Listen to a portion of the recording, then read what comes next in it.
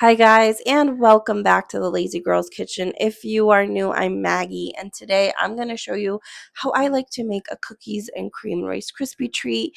These are perfect for this time of year. You can bring them to a barbecue or just keep at home to enjoy for yourself. They're really easy. They're not overly sweet. I know you would think with the combination of the Oreo and the marshmallow, it would be sweet. I promise you they are not at all. So let's get started.